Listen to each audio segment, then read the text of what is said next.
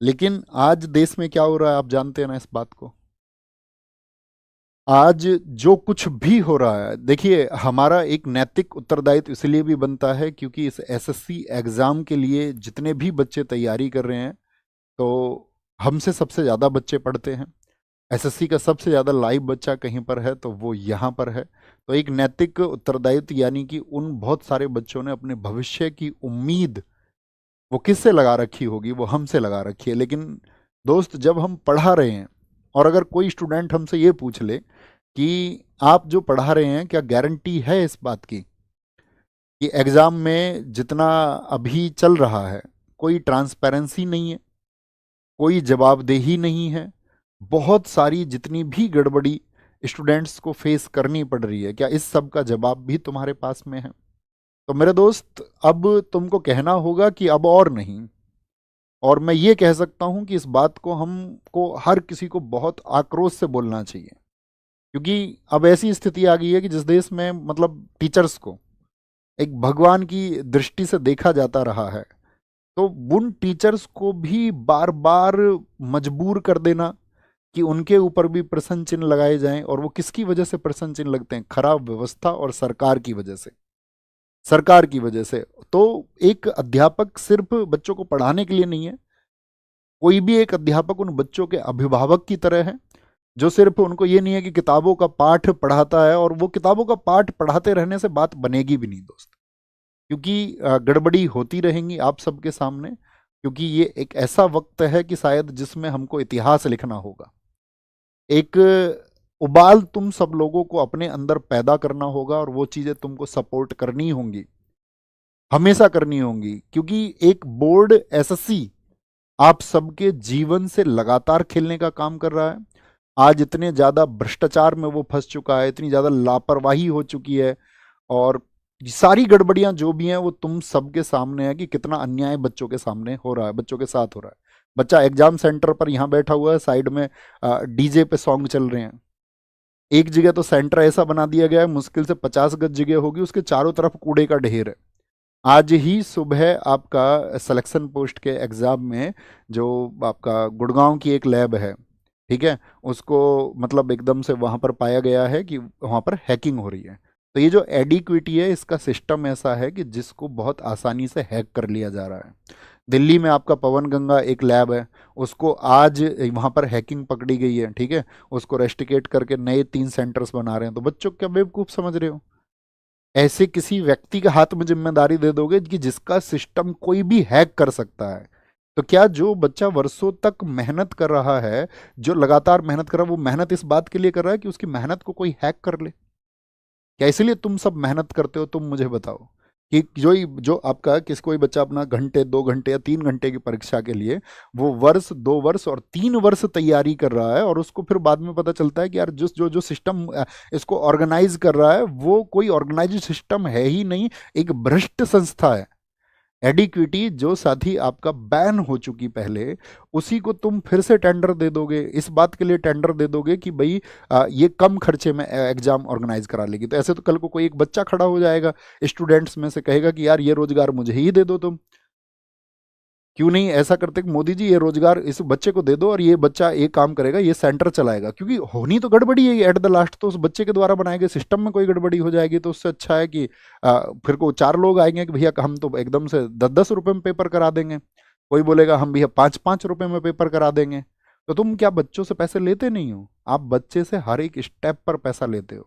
बच्चा कभी उस एक चीज़ का विरोध ही नहीं करता कि भाई मेरी फीस इतनी ली जा रही है या आप कोई फीस बढ़ाएंगे, उसको कोई विरोध करने का मतलब नहीं है। वो देता है, उसको जानता है कि यार सिस्टम में पैसा लगता है, ऑर्गेनाइज होने में पैसे लगते हैं। लेकिन जब आप उसके पैसे का दुरुपयोग करोगे और उस दुरुपयोग को करके आप उसके जीवन को प्रभावित करोगे, और ऐसा जीवन उसका प्रभावित करोगे कि वर्षों दर वर्ष जो उसने मेहनत की है उसका जो नतीजा है वो उसको शून्य मिलेगा। आपके सामने आपने देखा होगा, अक्सर पिछले वर्षों से आप देख रहे हैं कि पेपर लीक की खबरें आती हैं। सरकार क्या कहेगी? ढोंग के नाम पर उसको जांच का एक नाम दे देती है, कहते हैं इसकी जांच कराएंगे, हम इसकी जांच करा के और तब इसको बढ़ाएंगे। इतने में ही एक अभ्यर्थी उस इंतजार को करता रहता है, वर्षों का इंतजार करता रहता है। बहुत सारे लोगों की उम्र पूरी हो जाती है, उम्र पूरी हो जाती है, और कभी कभी तो ऐसा हो जाता है रिजल्ट का इंतजार। सीपीओ में क्या चल रहा है? सीपीओ का रिजल्ट क्यों क्यों रोका हुआ भाई साहब आपने? ऐसी क्या मतलब एक फिक्स टाइम पर आप परीक्षाओं को आयोजित करें, एक फिक्स समय पर अगली परीक्षा से पहले एक आंसर की आप दे दें, एक रिजल्ट आप समय पर दे दें, तो वो मतलब क्यों नहीं कर पा रहे हो? उसमें ट्रांसपेरेंसी क्यों नहीं है, पारदर्शिता क्यों नहीं है? लोगों तक आप ये मैसेज क्यों नहीं देते हो कि भाई ये कारण है, इसका उचित कारण ये है? ऐसा एक उचित कारण दीजिए ना जिस पर विश्वास किया जा सके। जितनी भी धांधलियां हैं, जितनी भी भर्तियों में देरी है, जितने भी पद गायब हो रहे हैं, जितनी भी पारदर्शिता की कमी है, ये अब कॉमन बातें हो चुकी हैं।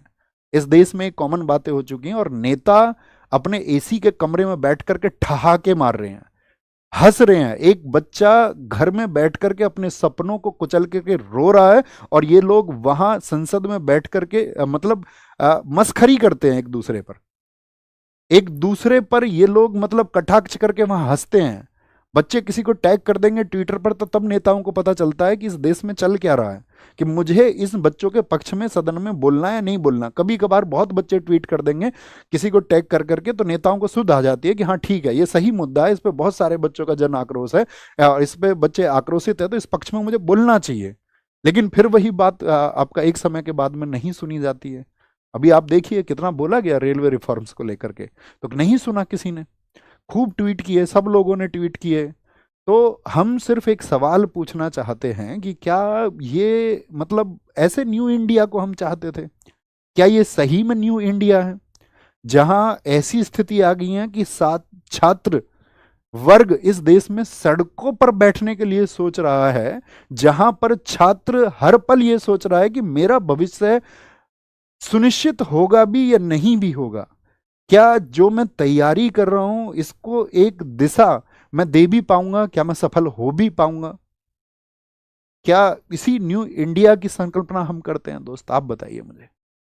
क्योंकि आप परीक्षा नहीं ले रहे हैं सिर्फ, और परीक्षा लेके उसके बाद में जब बच्चा धांधली, हैकिंग, किसी भी फर्जी कोई भी एंट्री करा लेना, पैसे वाले बच्चों की, कहीं पर भी ये सुनने में आया, कहीं पर भी आपका किसी खराब व्यवस्था को आप लोगों ने जिम्मेदारी दे दी बिना किसी जांच पड़ताल के। क्या ये एक बच्चे के विश्वास का कत्ल नहीं है? जो विश्वास वो इस देश के प्रति रखता है, इस देश के उन सर्वे सर्वाओं के प्रति रखता है कि हाँ वो लोग हमारे लिए कुछ सोचेंगे, क्योंकि हम इस देश के बच्चे, हम सुनते आए कि जिस ओर जवानी चलती है उस ओर जमाना चलता है। लेकिन ये भारत क्यों नहीं चल रहा है उस जवानी के लिए? ये भारत के नेता क्यों नहीं तड़प रहे हैं उन जवानों के लिए कि ये वही लोग हैं जो कल सिस्टम में बैठेंगे, यही लोग हैं जो इस देश को सुधारने का काम करेंगे, और इनको एंटर कराने के लिए जो व्यवस्था है वो एकदम से भद्दी व्यवस्था है। क्योंकि ऐसा नहीं है ना कि कोई भी छात्र जिस भर्ती को पास करके जाएगा, भर्ती होगा, कल को उसको सिस्टम चलाना है ना आगे। अगर आप उसको पहले ही इस देश की व्यवस्थाओं के बारे में इतनी उसकी मानसिकता को या उसकी मन में ऐसी चीजों को आप घर करा देंगे कि इस देश का तो सिस्टम ही ऐसा है, तो क्या वो उस सिस्टम को नहीं स्वीकारेगा कल? कैसे वो गर्व करेगा मतलब व्यवस्थाओं पर? कैसे वो देश पर गर्व करेगा? कैसे इन नेताओं के लिए वो ये सोचेगा कि हाँ ये मेरे लिए कुछ अच्छा सोचेंगे? बच्चे को पढ़ाने के लिए उसके माँ बाप बहुत जगह पर मजदूरी कर रहे हैं, और बहुत जगह पर लोग अपनी जमीनों को बेच रहे हैं, अपने खेतों को बेच रहे हैं कि हाँ कल मेरा बच्चा कुछ अच्छा कर जाएगा और चीजें एकदम से सही पटरी पर आ जाएंगी। कोई पूरी रात को बच्चा जागकर इस बात के लिए पढ़ रहा है कि कल एक दिन एक सवेरा आएगा और उस सवेरे के होने के बाद में वो संघर्ष थोड़ा सा विराम ले लेगा, वो संघर्ष थोड़ा सा थम जाएगा।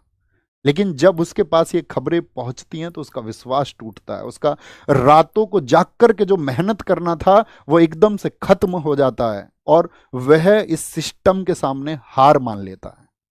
मेरा दोस्त, ये हार मानने का वक्त नहीं है। खुद से वादा करना कि अब क्रांति होगी और अब आंदोलन होगा और इस देश के हर घर से आवाज उठेगी, और इस बात के लिए आवाज उठेगी कि हमारे साथ अब इनजस्टिस और नहीं हो सकता, हमारे साथ अब अन्याय और नहीं हो सकता है। और बस मैं तुमसे इतनी बात कह सकता हूं कि तुम डरना मत, झुकना मत। और क्योंकि अगर हम डर गए ना दोस्त, और अगर हम झुक गए तो इस देश की जो टेढ़ी रीढ़ जिस किसी ने भी की है उसे हम कभी सीधी नहीं कर पाएंगे। और ये छात्र वर्ग है, ये जवान वर्ग है, जो इस देश की नेताओं के द्वारा जो, या सिस्टम के द्वारा, या खराब अधिकारियों के द्वारा, भ्रष्ट अधिकारियों के द्वारा जो टेढ़ी रीड की जा रही है, उसको हम सीधा करेंगे और मिल के करेंगे। मैं व्यक्तिगत तौर पे कहूं कि मेरा जीवन तुम सबकी वजह से है। अगर अपना जीवन भी कुर्बान करना पड़ेगा इस व्यवस्था में बदलाव करने के लिए, तो हम कर देंगे और बेझिझक कर देंगे, बिना किसी संकोच के, बिना डरे, बिना झुके कर देंगे। तो ये एक मूवमेंट होगा। हम आपको बता चुके हैं 31 को टीचर्स की मीटिंग होगी आपस में। सब टीचर्स आपस में डिसाइड करेंगे कि कैसे एक परफेक्ट वे पर चलना है, ताकि आपकी चीज़ों में जो आवश्यक सुधार होने चाहिए वो कैसे किए जाएंगे। और अगर उन सब चीज़ों को कंसीडर नहीं किया जाता है, तो ये सिर्फ एक प्रोटेस्ट नहीं, ये भविष्य बचाने का आंदोलन होगा, इस प्रशासन को जगाने का आंदोलन होगा, और उस हर एक युवा आवाज को संगठित होना होगा जो इस खराब सिस्टम के खिलाफ में लड़ना चाहती है, जो ये चाहती है कि ये लड़ाई हो। क्योंकि बहुत कॉमन सी चीज़ है ना, सब जानते हैं क्या होना चाहिए। भाई एक कैलेंडर फिक्स हो जाए, फिक्स डेट हो जाए, एक आंसर की आ जाए बच्चों के पास में, उसको पता रहे कि भाई मेरी गलतियां कहाँ पर हैं, क्या पैटर्न चल रहा है। अब तुम किसी भी नई संस्था को कम से कम एक समय पहले बताओगे ना बच्चों को कि भाई क्या पैटर्न होगा परीक्षा का, साल 6 महीने पहले बच्चों को इन्फॉर्म करोगे कि भाई ये पैटर्न होना चाहिए, ताकि बच्चा उस मानसिकता से खुद को तैयार कर ले। अब बच्चे को पता चलता सिलेक्शन पोस्ट का है जी, वो सब कुछ पैटर्न चेंज हो गया है।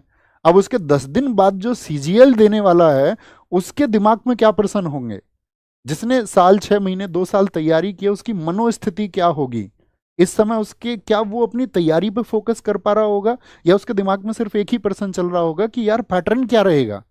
अब वो उन तमाम वीडियोस को, उन खराब बेवजह की वीडियोस को देखेगा कि अब पैटर्न चेंज में क्या होगा। क्योंकि कुछ टीचर्स को नहीं पता है क्या होगा पैटर्न चेंज करके, तुक्का लगाएंगे सब लोग। ये तो बच्चे को पता चलेगा 1-2 साल में वो पैटर्न रिपीट होता है, तो फिर सब लोग उसकी नब्ज पकड़ लेते हैं, लेकिन किसी को नहीं पता होता। हमने नहीं बनाया कोई वीडियो पैटर्न चेंज क्या हो, पता ही नहीं है किसी को क्या होगा। पारदर्शिता बिल्कुल नहीं है, समय पर रिजल्ट बिल्कुल नहीं है, पेपर लीक्स तो खबरें आती रहती हैं, आप सब जानते हो। लेकिन ऐसी एक संस्था एडिक्विटी को जिम्मेदारी दे देना, जिस पर हैकिंग जैसी चीज़ों की शिकायतें, या ये पता ही नहीं चल रहा है कितने बड़े स्तर पर हैकिंग है, कौन लोग किसको बेच दे रहा है, क्योंकि उनका जो सॉफ्टवेयर वो आसानी से हैक हो सकता है। और एक सस्ती और रद्दी, भ्रष्ट, अगर मैं ये कहूं कि जिस पर भ्रष्टाचार प्रूव हो चुका है, एक खराब संस्था, उसको ये जिम्मेदारी दे दी गई है आपके भविष्य की। और मतलब बहुत सारे मुद्दे हैं जिन पर बातें होंगी। अंत में सिर्फ इतना कहूंगा कि अगर तुमने आवाज नहीं उठाई, तो तुम्हारी जो अगली पीढ़ी है ना, वो कभी मतलब कलम तो नहीं उठा पाएगी, उसको लाठी उठानी पड़ेगी। तो हमको ये क्रांति का बीज बोना होगा, शुरुआत करनी होगी। हम सबको अपनी आने वाली पीढ़ियों, अपने खुद के भविष्य को बचाने के लिए साथी एकजुट होकर के एक आवाज उठानी होगी। और वो आवाज हम उठाएंगे दोस्त, वो आवाज हम जबरदस्त तरीके से उठाएंगे, और हर हाल में उठाएंगे। उसके लिए सब कुछ कुर्बान होता होगा तो हम सब कुछ कुर्बान कर देंगे, और आपके सामने कुर्बान कर देंगे। और हम ये कहें कि ऐसी व्यवस्थाओं में हमको अध्यापक रहना है, और हम अध्यापक रह के पढ़ाते रहें, बच्चों को बरगलाते रहें, तो हम ये कहेंगे कि हम वो अध्यापक नहीं होना चाहेंगे। हम साथी लड़ना चाहेंगे, और इन अधिकारों के लिए लड़ना चाहेंगे। और आपसे भी उम्मीद करेंगे कि 31 को जो टीचर्स की मीटिंग है उसके लिए आप सपोर्ट कीजिए, और भविष्य में सभी टीचर कम्युनिटी जो भी डिसीजन लेती है उसमें आप अपना समर्थन दिखाइए। उन लोगों को अगर कोई ऐसा नहीं है कि किसी को जाकर के आप काउंटर करने लगें, सब लोगों का विश्वास बनिए, उन सब टीचर्स को ताकत दीजिए, उनको ताकत महसूस करवाइए कि हम आपके साथ हैं इसमें, और जो कुछ भी होगा वो सब कुछ करेंगे, सब कुछ करेंगे, सब कुछ करेंगे। ये आप आने वाले समय में देखोगे कि हम आपके लिए क्या करेंगे।